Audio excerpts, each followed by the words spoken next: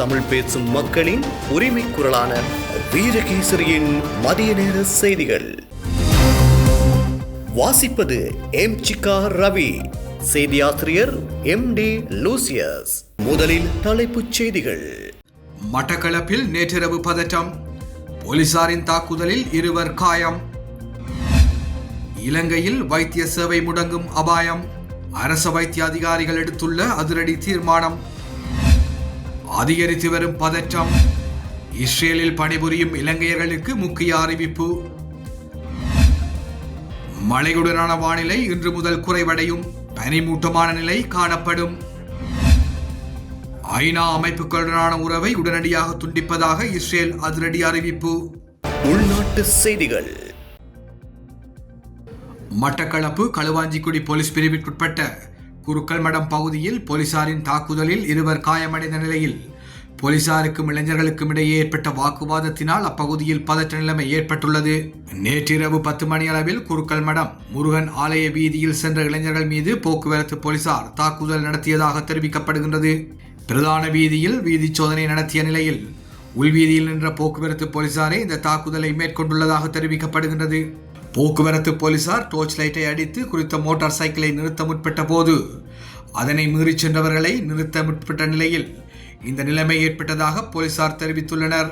போலீசார் அவர்களை தலைக்கவசத்தினால் தாக்கி இருவரும் மோட்டார் சைக்கிளிலிருந்து விழும் பின்னரும் போலீசார் தாக்கியுள்ளதாக பகுதியைச் சேர்ந்த இளைஞர்கள் தெரிவித்துள்ளனர். போலீசாரின் தாக்குதலுக்குள்ளான இளைஞர்கள் செட்டிப்பாளையம் வைத்தியசாலைக்கு கொண்டு செல்லப்பட்ட நிலையில் பகுதிக்கு காரிலும் போலீஸ் வாகனத்திலும் மேலதிக போலீசார் வரவழைக்கப்பட்ட நிலையில் அங்கிருந்த இளைஞர்களுக்கும் போலீசாருக்கும் இடையே வாக்குவாதம் இடம்பெற்றுள்ளது. மோட்டார் சைக்கிளில் வந்த இளைஞர்கள் நிறுத்துவதற்கு பல்வேறு வழிகள் உள்ள போதிலும் தலைக்கவசத்தினால் தாக்குதல் நடத்தியுள்ளதுடன் அவர்கள் விழுந்த நிலையிலும் தாக்குதல் நடத்தியுள்ளதாகவும் இது போலீசாரின் அராஜகமான செயற்பாடுகள் எனவும் அங்கிருந்தவர்கள் தெரிவித்துள்ளனர்.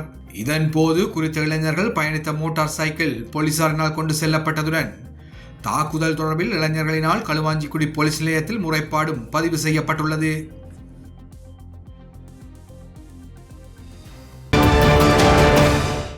இலவச சுகாதார சேவை மற்றும் வைத்தியர்களின் பிரச்சனைகளை தீர்ப்பதற்கு சுகாதார அமைச்சர் வழங்கிய இணக்கப்பாடுகளை நடைமுறைப்படுத்த தவறினால் நாடளாவிய ரீதியில் தொடர்ச்சியான தொழிற்சங்க நடவடிக்கையில் ஈடுபடப் போவதாக அரச வைத்திய அதிகாரிகள் சங்கம் தெரிவித்துள்ளது. கடந்த நவம்பர் மாதம் ஜனாதிபதியினால் சமர்ப்பிக்கப்பட்ட 2026ஆம் ஆண்டுக்கான வரவு செலவு திட்டத்தில் நாட்டின் சுகாதார சேவை மற்றும் வைத்தியர்களின் உண்மையான பிரச்சனைகளை இனம் கண்டு அவற்றுக்கு தீர்வு காண்பதற்கான குறுகிய கால அல்லது நீண்டகால கொள்கைகளவையும் உள்ளடக்கப்படவில்லை என அந்த சங்கம் சுட்டிக்காட்டியுள்ளது. இதனால் சுகாதாரத்துறையினர் மத்தியில் கடும் அதிருப்தி ஏற்பட்டுள்ளதாகவும் தெரிவிக்கப்பட்டுள்ளது. சுகாதார பிரச்சனைகளுக்கு தீர்வு கோரி அரச வைத்திய அதிகாரிகள் சங்கம் முன்னெடுத்த பல்வேறு தொழிற்சங்க நடவடிக்கைகளை தொடர்ந்து சுகாதார அமைச்சரால் வழங்கப்பட்ட எழுத்து மூல இணக்கப்பாடுகளின் அடிப்படையில் அந்த போராட்டங்கள் தற்காலிகமாக நிறுத்தப்பட்டதாக சங்கம் குறிப்பிட்டுள்ளது. இந்நிலையில் நேற்று முன்தினம் நடைபெற்ற அரச வைத்திய அதிகாரிகள் சங்கத்தின் நிறைவேற்றுக்குழு கூட்டத்தில் தற்போதைய நிலைமைகள் குறித்து விரிவாக ஆராயப்பட்டது.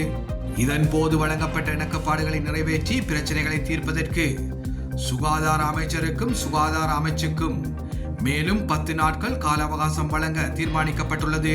குறித்த கால பகுதிக்குள் பிரச்சனைகளுக்கு தீர்வு காண தவறினால் எதிர்வரும் 23ஆம் திகதி முதல் நாடளாவிய ரீதியில் தொடர்ச்சியான தொழிற்சங்க நடவடிக்கையை ஆரம்பிக்க நிறைவேற்றுக்குழு ஏகமனதாக தீர்மானித்துள்ளதாக அந்த சங்கம் மேலும் தெரிவித்துள்ளது.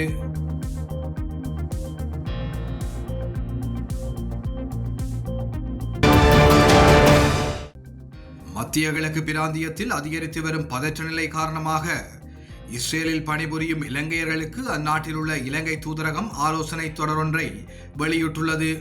ஊடகங்கள் மற்றும் சில குழுக்களால் பரப்பப்படும் தவறான தகவல்கள் காரணமாக இஸ்ரேலில் உள்ளவர்கள் பாதுகாப்பு குறித்து தேவையற்ற அச்சம் கொள்ள தேவையில்லை என்றும் எழும் எந்த ஒரு சூழ்நிலையையும் கட்டுப்படுத்த இஸ்ரேலிய இராணுவம் நடவடிக்கை எடுக்கும் என்றும் இலங்கை தூதரகம் மேலும் அறிவித்துள்ளது. எனவே ஏதேனும் ஒரு வகையில் அவசர ஏவுகணை தாக்குதல் அல்லது பயங்கரவாத நடவடிக்கைகள் ஏற்பட்டால் பின்வரும் நடவடிக்கைகளை பின்பற்றுமாறு அவர்களுக்கு அறிவுறுத்தப்பட்டுள்ளது. 2025ஆம் ஆண்டு ஜூன் மாதம் நடத்தப்பட்ட ஈரானிய ஏவுகணை தாக்குதல்களில் எந்த ஒரு இலங்கையரும் உயிரிழக்கவில்லை. இஸ்ரேலிய பாதுகாப்பு துறையினர் மற்றும் தூதரகம் தொடர்ந்து வழங்கிய விழிப்புணர்வு மற்றும் அவசர சைரன் ஒலிகளுடன் கிட்டத்தட்ட அனைவரும் தாங்கள் வசிக்கும் இடங்கள் அல்லது அதற்கு அருகிலுள்ள பாதுகாப்பு அறைகளில் தஞ்சம் புகுந்ததே இதற்கு காரணமாகும். இஸ்ரேலிய ஊடகங்கள் மற்றும் பாதுகாப்பு துறையினரால் வழங்கப்படும் அறிவிப்புகள் குறித்து விழிப்புடன் இருக்குமாறு அறிவுறுத்தப்பட்டுள்ளது. நோய்களுக்காக மருந்து உட்கொள்பவர்கள் தங்கள் மருந்துகளை தமக்கு மிக அருகில் வைத்துக் கொள்ள வேண்டும். மின்சாரம் துண்டிக்கப்படுதல் அல்லது இணைய அமைப்புகள் செயலிழப்பதால் தொலைபேசிகள் இயங்காமல் போனால் இலங்கையில் உள்ள உறவினர்கள் தேவையற்ற முறையில் பதற்றமடைவதை தவிர்க்கவும். திறந்த வழிகளில் பணிபுரிபவர்கள் தங்கள் பணி நேரத்தில் அவசர எச்சரிக்கை விடுக்கப்பட்டால் தமக்கு மிக அருகில் உள்ள பாதுகாப்பான இடத்தில் தஞ்சம் புக வேண்டும். வாகனங்களில் பயணிக்கும் போது அவசர நிலை ஏற்பட்டால் வாகனத்தை விட்டு இறங்கி அருகில் உள்ள பாதுகாப்பான இடத்திற்கு செல்லவும். எதிர்வரும் நாட்களில் இஸ்ரேலுக்கு வர எதிர்பார்க்கும் நபர்கள் தற்போதைய சூழ்நிலை குறித்து அவதானமாக இருக்குமாறும் அந்த அறிக்கையில் குறிப்பிடப்பட்டுள்ளது.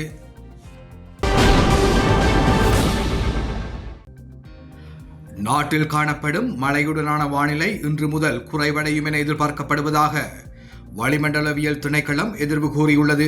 களுத்துறை, காலி, மாத்தறை மற்றும் இரத்தினபுரி மாவட்டங்களில் சில இடங்களில் பிற்பகல் 2 மணிக்கு பின்னர் மழையோ அல்லது இடியுடன் கூடிய மழையோ பெய்யக்கூடிய சாத்தியம் காணப்படுகின்றது. நாட்டின் ஏனைய பிரதேசங்களில் பிரதானமாக சீரான வானிலை நிலவும் என எதிர்பார்க்கப்படுகின்றது. மேல் சப்ரகமுவ, மத்திய மற்றும் வடமேல் மாகாணங்களிலும் காலி மற்றும் மாத்தறை மாவட்டங்களிலும் சில இடங்களில் அதிகாலை வேளையில் பனிமூட்டமான நிலை காணப்படும் என எதிர்பார்க்கப்படுகின்றது. கொழும்பிலிருந்து காலி ஊடாக மாத்தறை வரையான கரையோரத்திற்கு அப்பாற்பட்ட கடற்பரப்புகளில் சில இடங்களில் மாலையில் அல்லது இரவில் மழையோ அல்லது இடியுடன் கூடிய மழையோ பெய்யக்கூடிய சாத்தியம் காணப்படுகின்றது. நாட்டைச் சூழ உள்ள கடற்பரப்புகளில் காற்றானது வடகிழக்கு திசையிலிருந்து வீசக்கூடும்.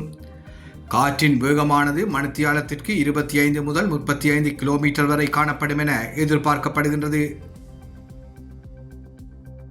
வெளிநாட்டு செய்திகள். அமெரிக்காவை தொடர்ந்து இஸ்ரேலும் ஐக்கிய நாடுகள் சபையின் முக்கிய அமைப்புகளிலிருந்து உடனடியாக விலகுவதாக அறிவித்துள்ளது. அமெரிக்க நலன்களுக்கு எதிராக செயற்படுவதாக தெரிவித்து 31 ஐக்கிய நாடுகள் அமைப்புகள் உட்பட 66 சர்வதேச அமைப்புகளிலிருந்து விலகுவதாக ஜனாதிபதி டொனால்ட் ட்ரம்ப் அண்மையில் அறிவித்தார்.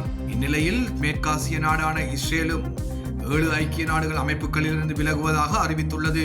இந்த அமைப்புகள் தங்களுக்கு எதிரான நிலைப்பாட்டை கொண்டிருப்பதாகவும் அதிகப்படியான அதிகார வரம்பு மற்றும் திறமையற்ற நிர்வாகத்தால் செயற்படுவதால் இந்த முடிவு எடுக்கப்பட்டுள்ளதாகவும் இஸ்ரேல் தெரிவித்துள்ளமை குறிப்பிடத்தக்கது.